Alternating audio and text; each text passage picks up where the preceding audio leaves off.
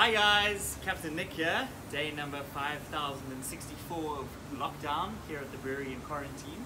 Seems like it's never ending these days. I've got a pretty exciting activity I want to share with you guys today.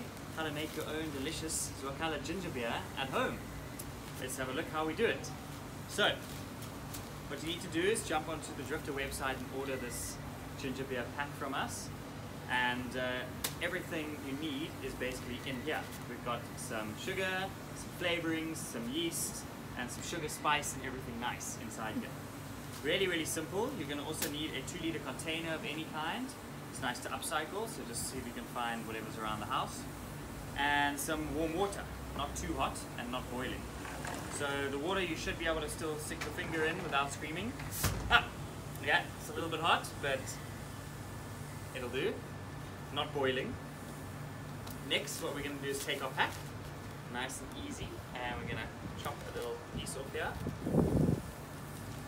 It's literally the easiest thing you can do. Taking the powder, we're going to pour it into our 2-liter container. We're going to first pour all of the powder in, being careful not to spill, because we want all of that to go in there.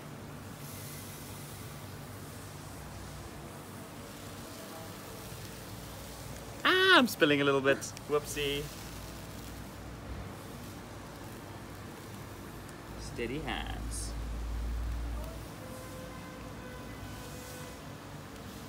Okay, now that we have everything inside, what we're going to do is add 500 ml of warm water, and then we're going to shake it up and get it all dissolved. So again, you can just do this straight out the tap, but not too hot and not too cold either. Okay, so that's about 500 ml. We're going to put the lid on and give it a good shake to try and get all of the sugar and the yeast and everything to dissolve. Just for about 20 seconds.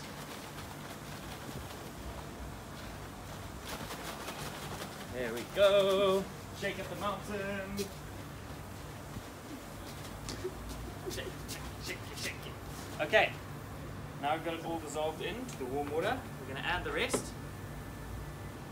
In total, you're going to have 2 liters of warm water in the mix.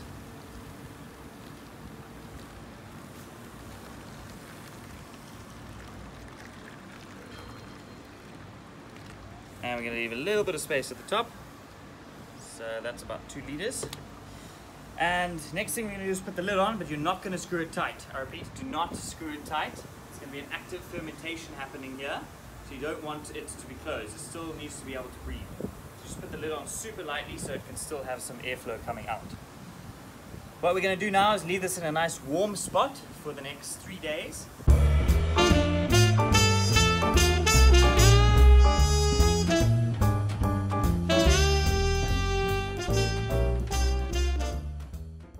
And you're going to get a delicious ginger beer anywhere from 6 to 10% alcohol.